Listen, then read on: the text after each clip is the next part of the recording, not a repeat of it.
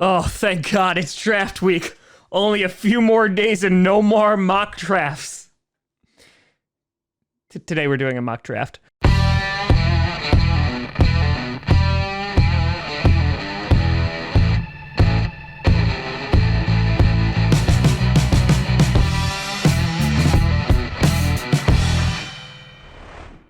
Grossi Posse Packer Nation.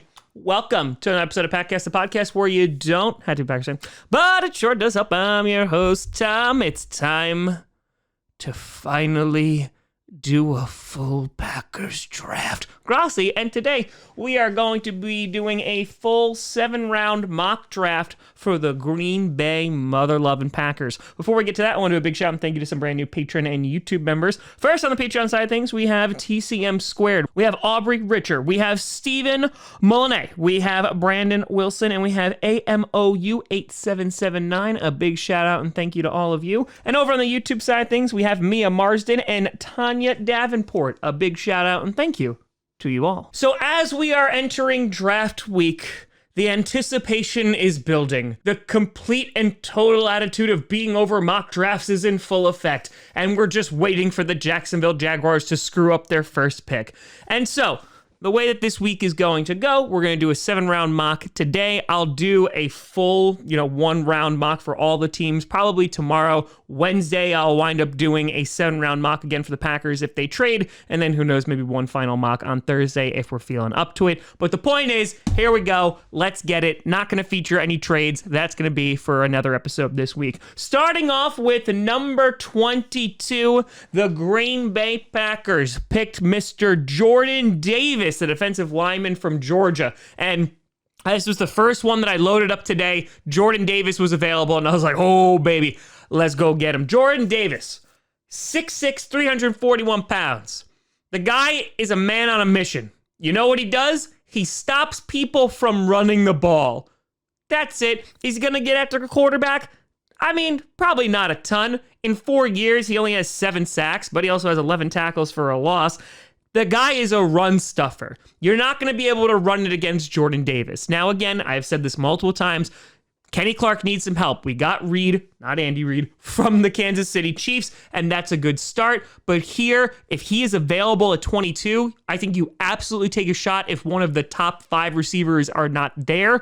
And with Jordan Davis, that defensive line becomes magical, and I would be even more excited to see how much better this defense could be. Then at number 28, you get your wide receiver, Mr. George Pickens, the wide receiver from Georgia. We've talked about George Pickens a lot on here. 6'3", ran a 4.47. That's after having an ACL injury.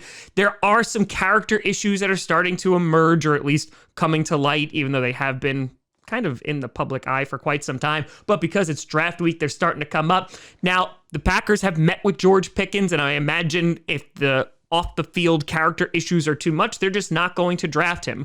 But if you just look at his tape, I think you love it. The guy goes up for it. He sacrifices his body to make those contested catches. The first 2 seasons, he had over 1,200 yards and 14 touchdowns, and he is a big, dominant, and fast receiver. You could go with a guy like Treylon Burks, but he was gone by the time I was picking. And so here, George Pickens, I think, makes a lot of sense. I think he could be the wide receiver 1 for the Packers. And I think the Packers could flourish if he turns out to be pretty damn good. Then at number 53, I have them going Nik Bonitto, the edge rusher from Oklahoma. 6'3", 248 pounds, ran a 4.5, 4.40. And this is a depth pick, and at the same time for people going, wait a minute, we just extended Preston Smith, we have Rashawn Gary. Remember, the Packers spent a premium first-round pick on Rashawn Gary when we had Zadarius Smith and Preston Smith. I don't think it's out of the equation for the Packers to draft an edge rusher here. And Bonitto, pretty damn good. 2021 had 15 tackles for a loss and 7 sacks and a forced fumble. The guy is quick, he has that agility. I think he's going to need a little bit of time to develop just to add a bit to his game, but I mean, he has time to learn behind Preston Smith and Rashawn Gary. So, yeah, I think that this would be a great pick. Then at number 59, they're going defense again. They're going linebacker, and he's a Wisconsin boy, Mr. Leo Chenal from Wisconsin. 6'3", 250 pounds. Great tackler. Inside linebacker. You love to see it. Yes, we just extended Campbell, but behind him we have Chris Barnes, who I think can be good, but bringing Chenal and investing in the linebacker core, I think would be a great move, and he is another run stuffer. Kind of lacks speed a little bit in trying to get to the outside, but I mean, his stats, 62 solo tackles, 18.5 tackles for a loss, and had 8 sacks and 2 forced fumbles in 2021 alone. I think that learning from Campbell, who is a veteran of the league, I think would be incredibly beneficial for him. And you're continuing to put that emphasis on the defense, which was phenomenal in the playoffs. And while, yes, we are going to address wide receivers still in this draft, I think it's just too much talent to pass up here in the second round. Then at number 92, getting into the third round, a guy we have talked about before, we got Mr. Romeo Doubs, the wide receiver from Nevada. 6'2", and big thing, can help us with special team. He does need a little bit more polish in his route running, but in 21 had 80 receptions for over 1,100 yards and 11 touchdowns. I like Doubs for the Packers. He can stretch the field a little bit. I am going to have them go after one more field stretcher in this draft. You do have guys like Bo Melton, who is also out there as well. I didn't wind up going with him. I had to choose between the two, but we'll talk about it. But with Romeo Doubs, I like this pick because I think you're going to need the speed as well as the physicality whenever you're going to get these pairings of wide receivers, and I do think the Packers are going to draft at least 2 wide receivers, and Doubs is going to offer that for you while also helping the special teams immediately. Then at pick 132, I have them going tackle here with Kellen Diesch from Arizona State, 6'7", 301 pounds. Guy played the blind side left tackle for Arizona State. You could see him actually wind up moving into the inside, but the Packers have struck gold with their offensive lineman picks, and I know that Goody is going to want to build on that depth. We still have to figure out what we're going to do at right tackle, whether you're going to have Yash go over there. Who knows? But with guys like Elton Jenkins coming back and Dave Bakhtiari coming back, you can never have enough depth at offensive line. And so I think they pick one right in the middle of the draft. Then at 140, I have them going with their speedster, who I think will wind up replacing MVS, and that's Tyquan Thornton, the wide receiver from Baylor. 6'2", 181 pounds, ran a 4.28 40. This guy has blazing speed and is the ultimate definition of a field stretcher. Again, we have talked about this.